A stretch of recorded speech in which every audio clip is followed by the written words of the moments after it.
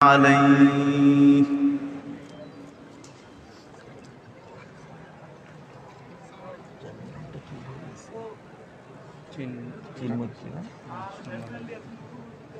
চীন মৈত্রী আন্তর্জাতিক সম্মেলন কেন্দ্রে অনুষ্ঠিত আত্মশুদ্ধিমূলক অরাজনৈতিক সংগঠন বাংলাদেশ তালিমি হিজবুল্লাহর অঙ্গ সংগঠন বাংলাদেশ ইসলামী যুব কাফেলা এবং বাংলাদেশ ইসলামী ছাত্র কাফেলার 13তম প্রতিষ্ঠা বার্ষিকী উপলক্ষে আজকের এই কেন্দ্রীয় সম্মেলনে উপস্থিত রয়েছেন হযরত উলামায়ে কেরাম এবং আজকের এই প্রোগ্রামে উপস্থিত বিশেষ অতিথিবৃন্দ এবং বিশেষ করে বাংলাদেশের প্রখ্যাত হক্কানি দরবার শরীফের পীর মাশায়েখে কেরাম এবং বাংলাদেশ তালিমি হিজবুল্লাহর নেতৃবৃন্দ, বাংলাদেশ ইসলামী ছাত্র কাফেলা এবং যুব কাফেলার নেতৃবৃন্দ, সময় খুব সংক্ষিপ্ত, যেহেতু আমাদের নির্ধারিত সময় ছিল 10টা থেকে শুরু করে 2টা পর্যন্ত। আমরা জাস্ট টাইমে শুরু করতে পেরেছি, কিন্তু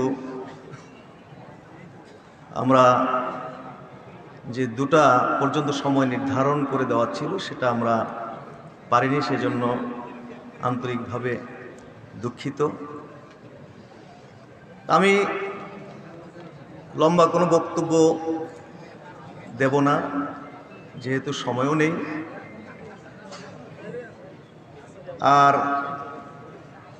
যে সমস্ত আমন্ত্রিত ওলামায়ে কেরাম এবং অতিথিবৃন্দ যাদেরকে আমরা আমন্ত্রণ করেছিলাম আজকের এই প্রোগ্রামে আমাদেরকে কিছু উপদেশ দেওয়ার জন্যে, তা আলহামদুলিল্লাহ আমরা দীর্ঘ সময় পর্যন্ত তাদের থেকে অত্যন্ত গুরুত্বপূর্ণ আমরা উপদেশ পেয়েছি, দিক নির্দেশনা পেয়েছি। এগুলো আমাদের এই সংগঠনের জন্য বিশাল কাজ দেবে এবং সংগঠনকে এগিয়ে নেওয়ার জন্য এগুলো আমাদের জন্য পাথেয় হবে বলে আমি মনে করি। সময় যেহেতু একেবারে নেই, সুতরাং আমি কোনো কথা বলতে চাই না, শুধু নেতৃবৃন্দের উদ্দেশ্যে 2টো কথা বলছি। আল্লাহ তাআলা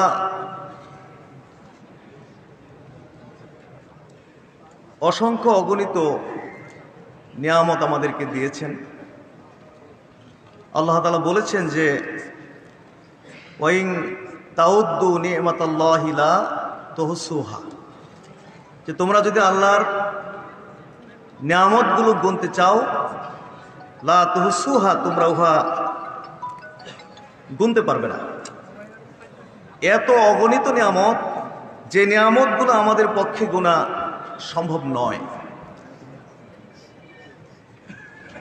অসংখ্য অগণিত নিয়ামতগুলোর মধ্য হতে একটি গুরুত্বপূর্ণ এবং শ্রেষ্ঠত্বপূর্ণ একটি নিয়ামত হচ্ছে নেতৃত্ব। নেতৃত্ব হচ্ছে একটি শ্রেষ্ঠতম নিয়ামত। আল্লাহ তাআলা এই নিয়ামত সবাইকে দেন না, মানুষের মধ্য হতে কিছু মানুষকে দিয়ে থাকেন, যাতে করে পরিবার, সমাজ, রাষ্ট্রের যে সমস্ত ইনস্টিটিউট বা প্রতিষ্ঠানগুলো রয়েছে সেগুলো যেন সুন্দর সুশৃঙ্খলভাবে পরিচালিত হয়। এই জন্যে আল্লাহ তাআলা এই নেতৃত্বের নিয়ামত দান করেছেন। এবং শুধুমাত্র মানুষের মধ্যেই যে নেতৃত্ব তা নয়, বরং মানুষ ছাড়াও আমরা অন্যান্য আল্লাহর সৃষ্টির মধ্যে সেই নেতৃত্ব আমরা দেখি।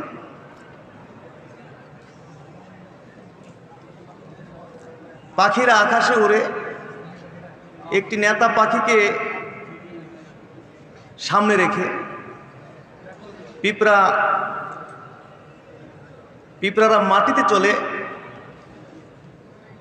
সুবিন্যস্ত ধারায় একটি নেতা পিঁপড়াকে অনুসরণ করে আপনার মৌমাছিরা মধু সঞ্চয় করে একটি নেতা মৌমাছিকে ঘিরে। এইভাবে বনের পশুদের মধ্যে নেতৃত্ব আছে, সাগরের গভীরে যে সমস্ত মাছ রয়েছে তাদের মাঝেও নেতৃত্ব রয়েছে। সুতরাং নেতৃত্ব এটা আল্লাহর পক্ষ থেকে অনেক বড় নিয়ামত। বিশেষ করে আল্লাহ তাআলা এই মানুষকেই নিয়ামত দিয়েছেন। যদি সবাইকে দেননি, মানুষের মধ্যে দিয়ে কিছু মানুষকে দিয়েছেন যাতে করে সুন্দরভাবে পরিবারটা চলে, সমাজটা চলে, রাষ্ট্র চলে, রাষ্ট্রের প্রত্যেকটি প্রতিষ্ঠান সুন্দরভাবে যেন সুশৃঙ্খলভাবে যেন পরিচালিত হয়। সেজন্য আল্লাহ তাআলা কিছু মানুষকে এই নেতৃত্বের নিয়ামত দিয়েছেন। যাই হোক, আজকে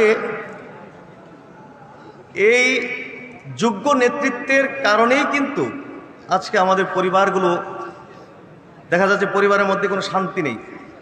পরিবারের মধ্যে যোগ্য লিডারের অভাবের কারণে আমাদের সমাজের মধ্যে অরাজকতা, এলোমেলো, বিশৃঙ্খলা, যোগ্য নেতৃত্বের অভাবে রাষ্ট্রসহ সারা বিশ্বে বর্তমানে আপনার বিশাল অরাজকতা, বিশৃঙ্খলা চলছে সুযোগ্য নেতৃত্বের অভাবে। তা আমরা যদি এই জায়গাগুলো পূরণ করতে পারি, যোগ্য নেতৃত্ব আমরা গঠন করতে পারি, তাহলে দেখা যাবে যে আমাদের পরিবারগুলো সুন্দর হবে, সমাজটা সুন্দর হবে, আমার দেশ তথা গোটা পৃথিবী অত সুন্দরভাবে পরিচালিত হবে। তো সেই লক্ষ্য নিয়েই সোনাকান্দা দরবার শরীফ দাদা হুজুর কেবলা রহমাতুল্লাহ সংগঠন প্রতিষ্ঠা করে গেছেন। তারপর আমাদের পীর মুর্শিদ কেবলা আব্বা হুজুর রহমাতুল্লাহ তিনিও সংগঠনের জন্য মেহনত করে গেছেন। আব্বাজানের ইন্তেকালের পরে 2006-এ বাংলাদেশ তালিমি হিজবুল্লাহ নতুনভাবে এটা আত্মপ্রকাশ হয় এবং আল্লাহর শুকরিয়া 41টি জেলা কমিটি পর্যন্ত আমাদের আছে এবং অঙ্গ সংগঠনও আমরা সেই 13 বছর আগে 12 সনে হয়তোবা প্রতিষ্ঠিত হয়। আল্লাহর শুকরিয়া, এই সংগঠনের কাজ অত সুন্দরভাবে চলে আসছে। তো আজকে আমাদের যেহেতু মেয়াদ উত্তীর্ণ হয়ে গেছে, সেজন্য আমরা আজকের এই সম্মেলনের আহ্বান করা হয়েছে যে এখানে আমরা কেন্দ্রীয় কমিটি ডিক্লারেশনের মাধ্যমে যে সমস্ত কমিটি মেয়াদ উত্তীর্ণ হয়ে গেছে সেগুলো আমরা পুনর্গঠন করে প্রতিটি স্তরে আমাদের সংগঠনকে এস্টাবলিশ করব এবং একটা সাংগঠনিক স্ট্রাকচারে আমরা দাঁড় করাবো। সেই লক্ষ্যে আমরা এখানে এই সম্মেলনের আয়োজন করা হয়েছে এবং আল্লাহর শুকরিয়া আমাদের সেই কমিটি এখানে ডিক্লারেশন হয়েছে। এজন্য আল্লাহর শুকরিয়া আদায় করি, বলি আলহামদুলিল্লাহ। তো নেতৃত্বের যেই গুণাবলীগুলো আছে এগুলো নেতার জন্য খুবই আবশ্যক। তো অনেক বিস্তারিত কথা ছিল, আমি তো বলতে পারবো না, শুধু পয়েন্ট কয়েকটা বলে আমি শেষ করে দিই। এর মধ্যে নেতৃত্বের যে যোগ্যতা, কোয়ালিটি, বৈশিষ্ট্য, এগুলো আমাদের অর্জন করতে হবে। কারণ যদি যোগ্যতা অর্জন না করি তাহলে কখনো আমরা সঠিক নেতৃত্ব দিতে পারবো না। ড্রাইভার গাড়ি নিয়ে রাস্তায় আসতে পারবে না যতক্ষণ পর্যন্ত তার ড্রাইভিংয়ের যোগ্যতা সে অর্জন না করবে। সুতরাং যোগ্যতা এটা অর্জন করতে হবে, অর্জন করতে হয়। তো 1 নম্বর যেই আমি মনে করি যে যোগ্যতা, সেটা হচ্ছে শিক্ষা। নেতাকে শিক্ষিত হতে হবে, নেতার শিক্ষা খুবই প্রয়োজন। আল্লাহ তাআলা বলেছেন যে হাল ইয়াস্তাবিল্লাযীনা ইয়ালামুনা ওয়াল্লাযীনা লা ইয়ালামুন, যারা জানে এবং যারা জানে না তারা সমান নয়। ইসলামে আমাদের নবীজির উপরে সর্বপ্রথম যেই শব্দ অবতীর্ণ হয়েছে সেই শব্দ হলো ইকরা, পড়ুন। এই পড়ুন শব্দ সর্বপ্রথম আমাদের নবীর উপরে অবতীর্ণ হয়েছে। সংক্ষিপ্ত কথা হলো যে নেতাকে শিক্ষিত হতে হবে,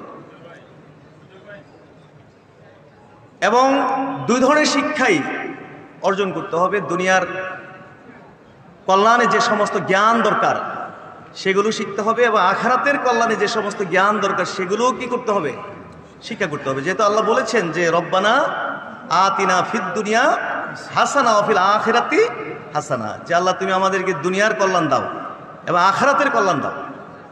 দুনিয়া পরিচালনা করার জন্য যে সমস্ত জ্ঞান সেগুলো মুসলিমদেরকে আমাদেরকে অর্জন করতে হবে। কারণ আল্লাহ রাসূল সাল্লাল্লাহু আলাইহি ওয়াসাল্লামের দুনিয়াবি জ্ঞান তার ছিল, যে রাষ্ট্র পরিচালনার যে সমস্ত জ্ঞান দরকার সেগুলো আল্লাহ রাসূলের মধ্যে ছিল কি ছিল না? আল্লাহ রাসূল সাল্লাল্লাহু আলাইহি ওয়াসাল্লামের অর্থ মন্ত্রণালয় ছিল, স্বরাষ্ট্র মন্ত্রণালয় ছিল, পররাষ্ট্র মন্ত্রণালয় ছিল, প্রতিরক্ষা মন্ত্রণালয় ছিল, এরকম মন্ত্রণালয়গুলো ছিল। এগুলো চালাবার মতো সে যোগ্যতা আল্লাহ রসুলকে আল্লাহ তাআলা দিয়েছিলেন। এই জন্য সেই আরবের কট্টর কাফের মুশরিক সমাজকে পরিবর্তন করে সেখানে ইসলামকে প্রতিষ্ঠিত করে সারা পৃথিবীতে ইসলামকে ছড়িয়ে দেওয়ার শক্তি তৌফিক আল্লাহ তাআলা তার মাধ্যমে দিয়েছিলেন। আমরা সবাই বলি আলহামদুলিল্লাহ।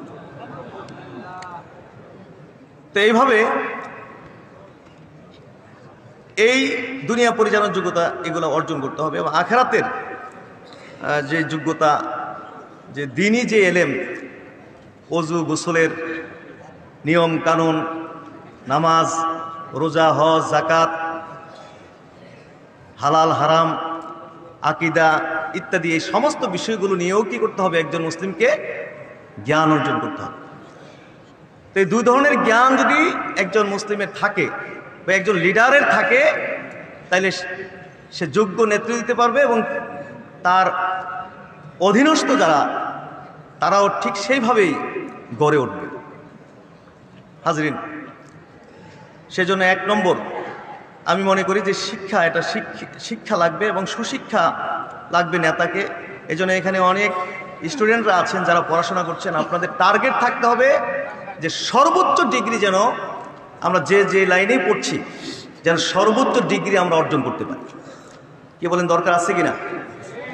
আজকে আমরা শুনেছি যে আমাদের অন্তর্বর্তীকালীন সরকারের যে সংস্কার কর্মসূচি হাতে নিয়েছে, তার মধ্যে এটাও একটা যে যারা প্রার্থী হবে এমপি কিংবা চেয়ারম্যান কিংবা মেম্বার, তাদের ন্যূনতম একটা যোগ্যতার একটা স্কেল তারা নির্ধারণ করেছেন। তো সুতরাং এটা আমি মনে করি যে এটা খুবই প্রয়োজন, কারণ একেবারে পড়া নেই লেখা নেই, উনি যদি এমপি হয়ে যায়, উনি যদি একটা উপজেলার অভিভাবক হয়, একটা ইউনিয়নের অভিভাবক হয়, একটা ওয়ার্ডের অভিভাবক হয়, তাহলে তো তার নেতৃত্বের মধ্যে একটা কোয়ালিটি ঘাটতি থাকবে। কি বলেন? এই জন্য এই কোয়ালিটি একজন নেতাকে অর্জন করা দরকার আছে কিনা? শিক্ষিত হতে হবে, এই কোয়ালিটির দরকার আছে না নাই? এই জন্য এই সংগঠনের সাথে যারা জড়িত আছেন তারা ইনশাল্লাহ পড়াশোনামুখী হবেন। আজকে মোবাইল টোবাইল বিভিন্ন ইলেকট্রনিক মিডিয়া টিডিয়া এই সমস্তকে কেন্দ্র করে বলতে গেলে আমাদের পড়াশোনার পরিবেশই একেবারে ধ্বংস হয়ে গেছে। 24 ঘন্টায় এখন যুবকরা, ছাত্ররা আপনার এমনকি রাত শেষ হয়ে যায়, এই যে ফেসবুক ইউটিউব সন্ধ্যাবেলা হাতে নেবে, দেখা যায় যে একদম ফজর পর্যন্ত তার আর কোনো ঘুম নাই, নিদ্রা নাই, সারা রাত্র কি এই ফেসবুক ইউটিউব নষ্ট হয়ে যাচ্ছে। যাই হোক, এখন অনেক বিস্তারিত কথা ছিল, বলতে পারলাম না। তো এই জন্য এই টার্গেটটা আমাদের লিডারদেরকে করতে হবে, যারা আমরা এই নেতৃত্বের সাথে জড়িত হয়েছেন। আপনারা পড়াশোনামুখী হবেন এবং সর্বোচ্চ ডিগ্রি আপনারা গ্রহণ করবেন, আমি আশাবাদী। তারপরে নেতাকে দায়িত্ব পরায়ণ হতে হবে, কর্তব্য পরায়ণ হতে হবে। আল্লাহ বলেছেন যে আল্লাহ পাক নির্দেশ করেছেন যে আমানত তার হকদারকে কি করো, তার কাছে পৌঁছে দাও।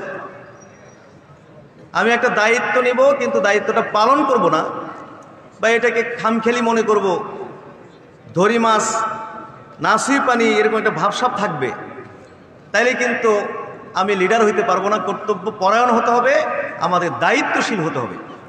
আল্লাহ রসুল বলেছেন যে কুল্লুকুম রাইন ও কুল্লুকুম মাসউলুন আন রাইয়াতিহি, তোমরা সবাই দায়িত্বশীল এবং তোমাদের সবাইকে যার যার অধীনস্থদের ব্যাপারে জিজ্ঞেস করা হবে। রাষ্ট্রের যে যারা শাসক তাদেরকে জিজ্ঞেস করা হবে তাদের জনগণের সম্পর্কে। একটা উপজেলার যিনি অভিভাবক তাকে জিজ্ঞেস করা হবে তার অধীনস্থদের সম্পর্কে। এমনকি পিতাকে জিজ্ঞেস করা হবে তার সন্তানদের ব্যাপারে, পরিবারের ব্যাপারে। স্বামীকে জিজ্ঞেস করা হবে তার স্ত্রীদের ব্যাপারে। এই জন্য দায়িত্ব কর্তব্য পরায়ণ হইতে হবে লিডারকে। কি বলেন, ঠিক কিনা? দায়িত্ব পরায়ণ। সুতরাং এই কোয়ালিটি অর্জন করবেন আশাবাদী। ন্যায়পরায়ণ থাকতে হবে, সুবিচার থাকতে হবে, ইত্যাদি আরও অনেক কোয়ালিটি আছে। আর একটা কোয়ালিটি বলে আমি শেষ করি, যে নেতৃত্বের প্রতি লোভী হওয়া যাবে না। নেতৃত্বের প্রতি কি হওয়া যাবে না? লোভী হওয়া যা আল্লাহ রাসূল নিষেধ করেছেন, যে লা তাসআলিল ইমারা, তোমরা নেতৃত্ব চাইবে না। যদি নেতৃত্ব চেয়ে নাও তাহলে এই ব্যাপারে তুমি দায়িত্বশীল। আর যদি তোমাকে দেওয়া হয়, মনোনীত করা হয়, তাইলে এখানে আল্লাহর সাহায্য তোমার সাথে থাকবে। তা আমরা আজকে যাদেরকে এখানে লিডার হিসেবে দায়িত্ব দিয়েছি কেউ জানে না। এই আজকে শুধু ঘোষণা হয়েছে, এরপরে জেনেছে। কারণ ইসলামের মধ্যে কোনো প্রার্থী নাই, পদপ্রার্থী নাই, যে আমি চেয়ারম্যান পদপ্রার্থী, এমপি পদপ্রার্থী, এই পদপ্রার্থী, সেই পদপ্রার্থী, এইগুলো ইসলামের মধ্যে নেই। মুসলমানদেরকে ধ্বংসই করেছে এই নেতৃত্বের লোভ দেখায়া। 1350 বছর পর্যন্ত মুসলমানরা রাজত্ব করেছে, আপনারা জানেন। সে আল্লাহ রসুলের যুগ, খোলাফায়ে রাশেদের যুগ, তারপরে আসলো কি উমাইয়া শাসন, আব্বাসী আমল, তারপরে আস্তে আস্তে উসমানী খেলাফত। 1350 বছর পর্যন্ত মুসলমানরা রাজত্ব করেছে। কিসের আদলে? কোরআন সুন্নাহর আদলে, খেলাফতের আদলে রাজত্ব করছে। কাফেরা দেখলো সর্বনাশ, এইভাবে যদি কোরআন সুন্নাহর উপরে মুসলমানরা থাকে তাহলে 1300 বছর না, 13,000 বছরও মুসলমানদের হাত থেকে রাজত্ব কেড়ে নেওয়া যাবে না। তখন তারা ইশারি করলো, মুসলমানদের থেকে যদি আমাদের রাজত্ব কেড়ে নিতে হয় তাহলে তাদেরই মধ্যে ক্ষমতার যে সুরসুরি, লোভ, এইগুলো সৃষ্টি করে দিতে হবে। তখন তারা তৈরি করলো ইসলামকে, মুসলমানদের রাজত্বকে ধ্বংস করার জন্য গণতন্ত্র তৈরি করলো, সমাজতন্ত্র, জাতীয়তাবাদ ইত্যাদি তন্ত্রমন্ত্রগুলো তৈরি করলো। মাত্র 100 বছর হয়। মুসলমানদের পতন হয়েছে কয় বছর হলো? মাত্র 100 বছর। আর এর পূর্বে 1300 বছরে মুসলমানরা কি করছে? রাজত্ব করছে। এই 100 বছর হলো মুসলমানদের পতন হলো। এই তারা পতন ঘটালো এই সমস্ত তন্ত্রমন্ত্রগুলো দিয়ে। মুসলমানদের মধ্যে বিভক্তি সৃষ্টি করলো এই তন্ত্রমন্ত্র দিয়ে। এই যে গণতন্ত্র, এগুলো দিয়ে মুসলমানদের মধ্যে বিভেদ সৃষ্টি করা হয়েছে। বাংলাদেশে মুসলমানদের কথাই বলি, অন্তত 49টা দল বাংলাদেশে এই পর্যন্ত নিবন্ধিত হয়েছে। কয় দল? 49টা দল। আরও নাকি কিছু দলকে নিবন্ধন দেওয়া হবে। তাইলে যদি আরও নিবন্ধন দেওয়া হয় তাহলে আরও বহু দলে কি হবে? এ দেশের মানুষ বিভক্ত হবে। এই দল সেই দল মারামারি, এই দল সেই দল পিটাপিটি, হ্যাঁ, ইত্যাদি ইত্যাদি করে মুসলমান বিভক্তি সৃষ্টি করে, দলাদলি সৃষ্টি করে, মুসলমানদেরকে দুর্বল করে ওই কাফের মুশরিকরা মুসলমানদেরকে শাসন এবং শোষণ করে যেতেছে। ইসলামের নিয়ম হলো, এখন বলবো ইসলামের নিয়ম হলো শুধুমাত্র রাষ্ট্রপতি, মানে রাষ্ট্রের প্রধান যিনি, তিনি নির্বাচিত হবেন। কয়েকটা পদ্ধতি আছে, এর মধ্যে একটা হলো যে শুধু রাষ্ট্রপ্রধান কি হবে? নির্বাচিত হবে, তাও জনগণের ভোটে না। সারা দেশ থেকে সবচেয়ে যোগ্য, শিক্ষিত, আমানতদার, জনগণের প্রতি দায়িত্বশীল ইত্যাদি কোয়ালিটিগুলো মেনটেন করে একটা বড় একটা ঝাঁক রেডি থাকবে, তারা ভোট দিয়ে নির্বাচিত করবে রাষ্ট্রপ্রধান। এরপরে আর কোনো ইলেকশন নেই। এরপরে মনোনীত, উনি মনোনীত করে দেবেন মুরাদনগর বা অমুক উপজেলার এমপিকে। ওই উপজেলা থেকে সবচেয়ে যোগ্য, সবচেয়ে শিক্ষিত, সবচেয়ে আল্লাহওয়ালা, সবচেয়ে দুর্নীতিমুক্ত, সবচেয়ে জনগণের প্রতি দায়িত্বশীল এই ধরনের লোক বের করে মুরাদনগরের জনগণকে বলে দিবে এই উনি হইলেন মুরাদনগরের এমপি। তাইলে এখান থেকে যোগ্য নেতৃত্ব তৈরি হবে। আর যদি গণতান্ত্রিক তরিকায় আমরা নেতা নির্বাচন করতে চাই, কোনোদিন এখানে যোগ্য নেতৃত্ব আসার কোনো সুযোগ নেই।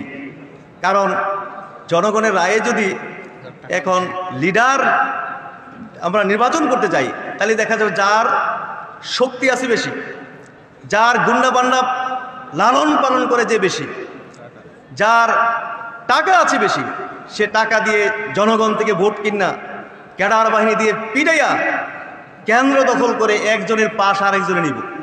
শেষ করে দেখা যাবে চোর সোট্টা 2 নম্বর বাজে যত লোক আছে তারা কি হবে, সমাজের নেতা হয়ে যাবে। কি বলেন, ঠিক না? সেই জন্য ইসলাম এই ধরনের সিস্টেমকে আসলে অ্যালাউ করে না।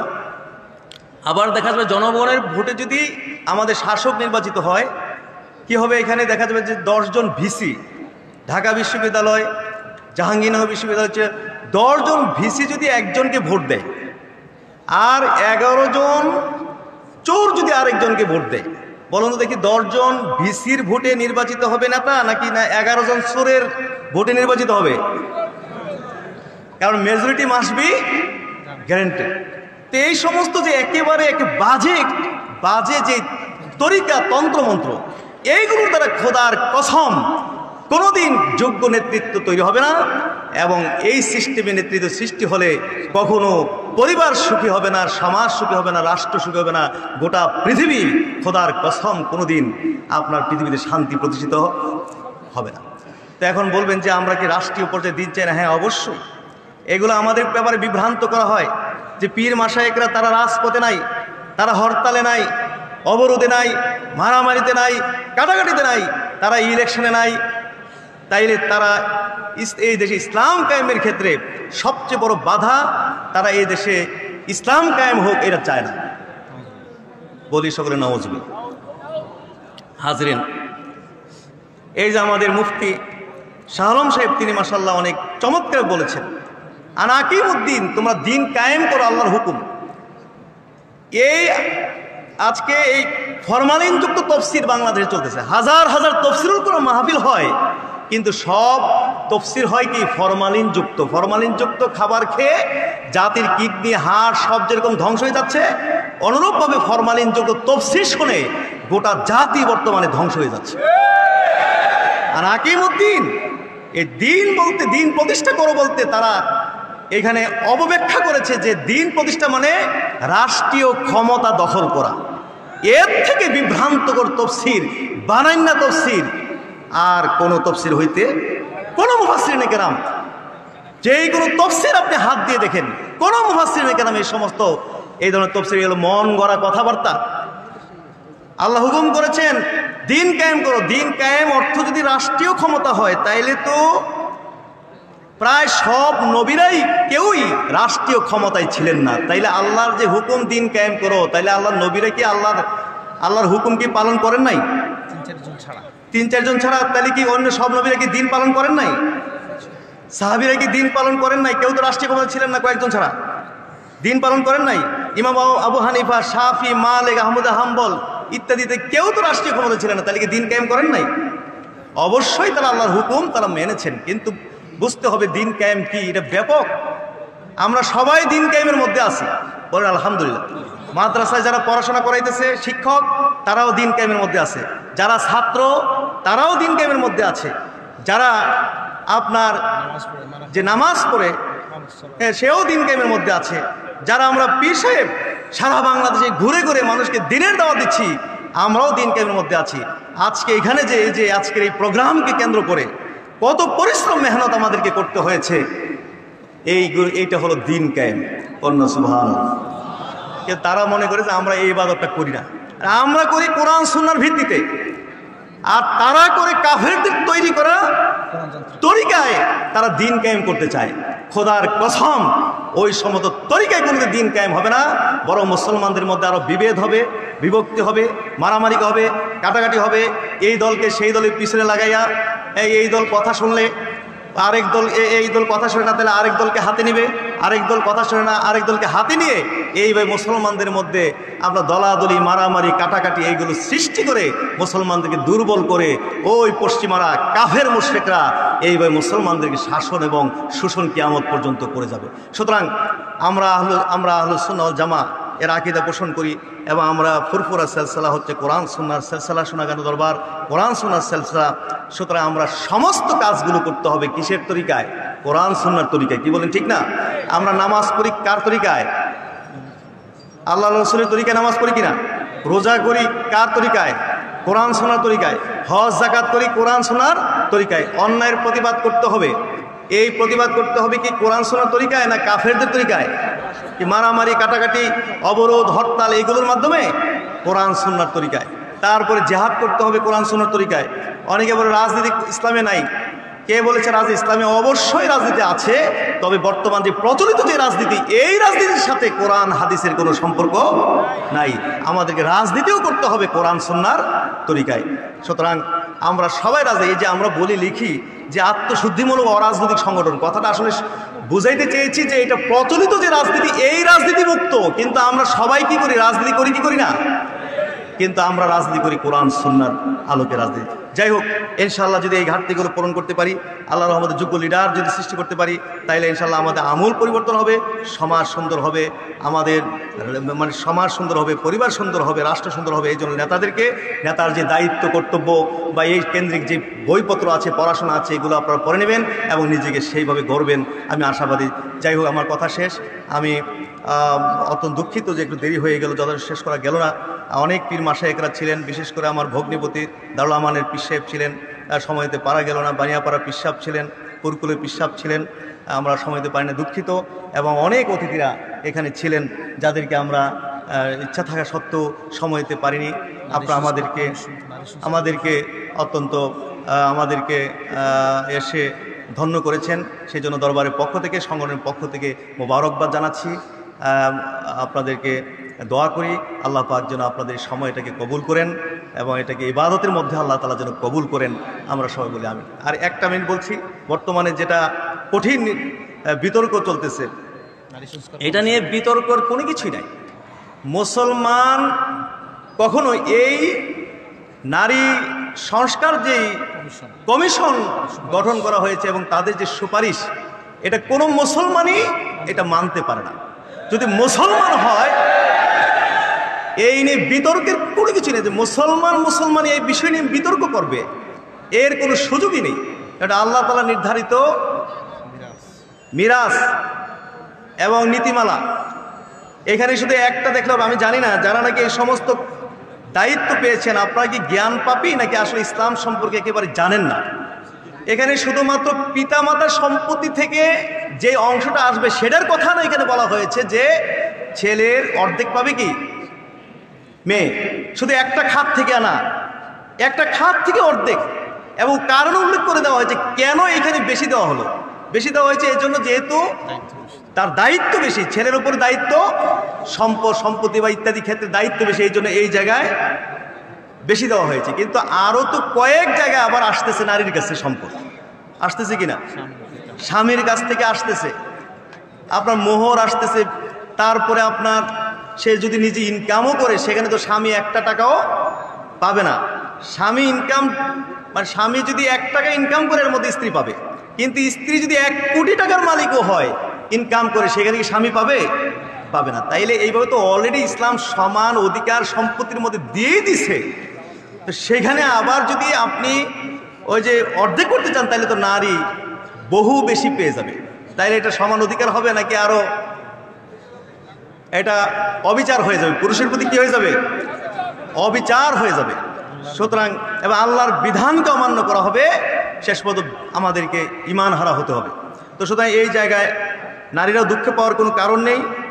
নারীরাও যদি চিন্তা করে বুঝে তাহলে স্পষ্ট তারা বুঝতে পারবে যে এখানে আমাদেরকে কোনো অবিচার করা হয়নি, বরঞ্চ যদ্দূর অংশ দেওয়া হয়েছে এইগুলো কেমনি বাস্তবায়ন করা যায় এটা না সরকারের চেষ্টা করা দরকার। আজকে বোনদেরকে ভাইয়েরা যেই হক পাওয়ার সেটা দেয় না, বঞ্চিত করে, মোহর দেয় না, আপনার সম্পত্তি পেলে সেটাও দেয় না। বাজে কথা আমাদের সমাজে প্রচলন আছে যে বাপের বাড়ির সম্পদ যদি মেয়েরা নেয় তাইলে নাকি এটি থাহে না। ওই রিক্সা চালায় খায় দেখছি বাপের বাড়ির সম্পদ যারা নিচ্ছে, ইন্না লিল্লাহি ওয়া ইন্না ইলাইহি রাজিউন। আচ্ছা, আল্লাহ বন্টন করেছেন এটা, যেখানে ছেলে পাবে সেখানে মেয়েও কি পাবে। বরং এই যে আইন আছে যেগুলো আল্লাহর পক্ষ দেওয়া, এইগুলো কেমনে বাস্তবায়ন করা যায় এইটা আগে আমি অনুরোধ করব সরকারকে বাস্তবায়ন করার জন্য। সেটার কোনো খবর নাই। আর আপনারা ওই যে যেখানে সমান বন্টন দেওয়া হয়েছে, সম্পত্তি মিরাজ দেওয়া হয়েছে সমান, সেটা নিয়ে আপনারা ফাও চিল্লাচিল্লি করেন। এখানে আমি আজকে আমাদের মেহমান ছিলেন আমাদের আসিফ মাহমুদ, সজীব ভূঁইয়া, আমাদের অ্যাডভাইজর তিনি বিশেষ উপদেষ্টা প্রধান উপদেষ্টা মিটিং থাকার আসতে পারেননি। আমার ইচ্ছা ছিল এই সমস্ত বিষয়গুলো ওনার মাধ্যমে সরকারকে অবহিত করা। তারপরও আমি এখানে বলতে চাই যে মিডিয়ার মাধ্যমে চলে যাচ্ছে, সরকার যদি শুনে থাকেন আপনারা বিষয়টা নিয়ে আমলে নেবেন। এটা কোনো বিতর্কের বিষয় না, এটা কোনো আপোষ করারও কোনো বিষয় না। এটা কোনো মুসলমান এর সাথে যদি মোমেন মুসলমান দাবি করে থাকে, ন্যূনতম মুসলিম দাবি করতে থাকে, তাহলে কখনো এই বিষয়ে আপোষ করতে পারে না। তারপরে যে বেশ্যানীতি, ওই যে কি বলে যৌনকর্মী, এরা যে ইনকাম করে পতিতা বৃত্তির মাধ্যমে, এটা নাকি পেশা হিসাবে স্বীকৃতি দিতে হবে, এই সমস্ত আপনার কি বলে যেন সুপারিশ করা হয়েছে যেই মানে কমিশন গঠন হয়েছে তাদের পক্ষ থেকে। এত হাজার হাজার ভালো ভালো জিনিসগুলো যেগুলো বাকি রয়ে গেছে সেইগুলো নিয়ে আপনাদের কোনো চিন্তা নেই, যেগুলোর দ্বারা আপনার নোংরামি, যেগুলোর দ্বারা জাতি উত্তপ্ত হয়, জাতির মনে কষ্ট দেওয়া হয়, মুসলমানদের মনে কষ্ট দেওয়া হয়, জাতির মধ্যে বিভেদ বিভক্তি সৃষ্টি করা হয়, সেই বিষয়গুলো নিয়ে কেন আপনারা এদেশে মুসলমানদেরকে উস্কানি দিতে চান? এর তো আসলে অর্থ আমরা এ পর্যন্ত বুঝি না। স্পষ্ট কথা, সোনাকান্দা দরবার তথা সকল হক্কানি দরবারের পক্ষ থেকে বাংলাদেশ তালিম হিজবুল্লাহ সহ বাংলাদেশ ইসলামী ছাত্র কাফেলা, যুব কাফেলা আজকের এই প্রোগ্রামের পক্ষ থেকে আমরা স্পষ্ট ভাষায় আমাদের অন্তর্বর্তীকালীন সরকারকে এই কথা জানিয়ে চাই, প্লিজ আপনারা এই রাস্তায় হাঁটবেন না। কারণ কোরআনের ওপর যদি হাত দিতে চান তাইলে কিন্তু পরিণতি বেশি ভালো হবে না।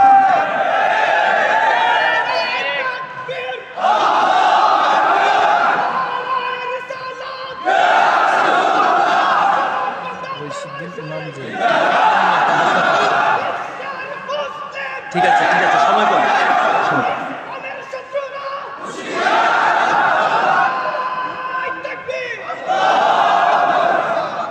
আর একটা মিনিট শেষ কথা, আপনারা জানেন যে আমাদের বাংলাদেশের একজন গাজীপুর জেলার ইমাম রইসউদ্দিন, তাকে নির্মমভাবে হত্যা করা হয়েছে বা সারা বাংলাদেশ ব্যাপী আন্দোলন চলতেছে। কিন্তু অত্যন্ত পরিতাপের বিষয়, আমরা বড় আশা করেছিলাম যে এই সরকারের কাছে এদেশের প্রতি জনগণ বিচার পাবে, তারা আইনের শাসন প্রতিষ্ঠা করবে। আইনের শাসন প্রতিষ্ঠিত না হলে মানুষ তো আইন হাতে নিয়ে নেবে, তখন গোটা জাতি অরাজকতার সৃষ্টি হবে। আশা করেছিলাম যে তাদের কাছে এদেশের প্রত্যেকটি জনগণ নিরাপদ এবং তাদের বিচার পাবে। কিন্তু অত্যন্ত পরিতাপ এবং দুঃখের বিষয়, সারা দেশব্যাপী সরকারকে দাবি জানানো হচ্ছে রইসউদ্দিন হত্যাকারীদের বিচার দাবিতে, কিন্তু সরকার এটাকে কোনো বিষয় মনে করতেছে কিনা জানি না, এটা কোনো আমলে না, এই পর্যন্ত মামলা পর্যন্ত গ্রহণ করে নাই। এইভাবে যদি আইনের শাসন প্রতিষ্ঠিত করা না হয়, তাইলে তো এদেশের মানুষ যদি আইন হাতে নিয়ে ফেলে, এবং এই সব কারণেই কিন্তু আজকে মানুষ আইন হাতে নেয়। একজন হত্যা করে ফেলতেছে কেন? যখন দেখা যাবে থানায় গিয়ে বিচার পাবে না, কোর্টে গিয়ে বিচার পাবে না, তখন সে সিরিয়াস হয়ে যাহ বাসি আর মরি যায় হোক গা, আমি নিজেই শেষ করে দিই। এইভাবে সারা দেশব্যাপী আজকে অরাজকতা, খুন খারাপি, হত্যা। আজকের এই প্রোগ্রাম থেকে স্পষ্টভাবে অন্তর্বর্তীকালীন সরকার সব প্রশাসনকে আমরা এই কথা জানিয়ে দিতে চাই, আপনারা এই বিষয়টাকে খুব সিরিয়াসলিভাবে আপনারা গ্রহণ করুন, অতি সত্বর হত্যাকারীদেরকে গ্রেফতার করুন এবং সর্বোচ্চ বিচার দাবি আমি করছি। বিশেষ করে সরকারকে বলবো, স্বরাষ্ট্র মন্ত্রণালয়ের যিনি উপদেষ্টা আছেন তিনিকে বলবো, অতি দ্রুত আপনারা এই পর্যন্ত একটা বিবৃতি পর্যন্ত দিলেন না, মানুষই মনে করতেছেন না যেন ইমাম সাহেবদেরকে, এদেশের মানুষদেরকে অন্তত আপনারা এই বিষয়টা নিয়ে কিছু বিবৃতি দিবেন, আমরা এটা আশাবাদী। কি বলে আপনারা চান, এই বিচার চান? সুতরাং আরো অনেকগুলো যে ইসলাম বিরোধী, দিন বিরোধী কোনো কর্মকাণ্ড, এই ধরনের কোনো পদক্ষেপ নেবেন না, আর নিলে এই দেশের মুসলমানরা কিন্তু সহ্য করবে না। এই কথা থাকলো। তো যাদের উপর দায়িত্ব পড়েছে তারা ইনশাআল্লাহ সুন্দরভাবে দায়িত্ব পালন করবেন। পরবর্তীতে জেলা কমিটি হবে, উপজেলা কমিটি হবে, ওয়ার্ড, ইউনিয়ন, তৃণমূল পর্যায়ে স্কুল, কলেজ, বিশ্ববিদ্যালয়, সচিবালয়, মন্ত্রণালয়, বাজার, গার্মেন্টস, সর্বত্র আমাদের সংগঠনকে এটা একটা স্ট্রাকচার, সাংগঠনিক স্ট্রাকচারে এই তরিকত ভিত্তিক, তাসাউফ ভিত্তিক এই সংগঠনকে আমরা ইস্টাবলিশ করব। আল্লাহ তাআলা যেন কবুল করেন, আমাদেরকে সাহায্য করেন। সকলেকে ইনশাআল্লাহ বাংলাদেশ তালিমি হিজবুল্লাহর আমরা নিচে আসতে রাজি আছেন? বাংলাদেশ ইসলামী ছাত্র কাফেলার, যুব কাফেলার আমরেলার নিচে, সাভার নিচে আমরা ঐক্যবদ্ধ হতে সবাই রাজি আছি? সবাই হাত তুলতে পারবেন সবাই ইনশাআল্লাহ? বলুন সকল আল্লাহুম্মা আমিন। পরবর্তীতে ইনশাআল্লাহ সময়ের সুযোগে প্রোগ্রামগুলোতে আরও গুরুত্বপূর্ণ কথাবার্তা হবে। আমি মোবারকবাদ জানাই আমাদের, বিশেষ করে আজকে এই প্রোগ্রামকে বাস্তবায়নের জন্য যিনি বেশি পরিশ্রম করেছেন, আমাদের জনাব শাহ আলম সাহেব, যুগ্ম সচিব, যে টাগুর টেলিযোগাযোগ মন্ত্রণালয়, তিনি অনেক মেহনত করেছেন এর জন্য। ঢাকা মহানগরী সভাপতি হাফেজ মাওলানা মাইনুদ্দিন সহ একটি টিম আজকের এই প্রোগ্রামকে বাস্তবায়নের জন্য অনেক মেহনত পরিশ্রম করেছেন। সাথে সাথে বাংলাদেশ তালিম হিজবুলের নেতৃবৃন্দরা এবং সংশ্লিষ্টরা অনেক মেহনত করেছেন। আর এই কর্তৃপক্ষ আমাদের কি বলে যেন, চীনমৈত্রী আন্তর্জাতিক সম্মেলন কেন্দ্রের কর্তৃপক্ষরাও আমাদেরকে অনেক হেল্প করেছেন। আমাদের শফিকুল ইসলাম সহ আমাদের আজকের তারিকুল ইসলাম সিনিয়র সমন্বয়ক সহ আরও অনেকেরই হেল্প আছে, আর্থিক অনুদান সহায়তা আছে। আমি আর বিস্তারিত বলতে পারলাম না। সবার জন্য সকলে দোয়া করবেন, ঠিক আছে কিনা? সবার জন্য দোয়া করতে রাজি আছেন সবাই? আল্লাহ তাআলা কবুল করুন সবাই, বলুন আমিন। এখন দোয়া করে ফেলবো। দুরূদ শরীফ আল্লাহুম্মা সাল্লি আলা সাল্লাম। একটু 1 মিনিটের সালাম দিয়ে দিই, আসুন একটু দাঁড়ায় সালাম দিই। ইয়া নবী সালাম, ইয়া রাসূল সালাম আলাইকা, ইয়া হাবিব সালাম আলাইকা,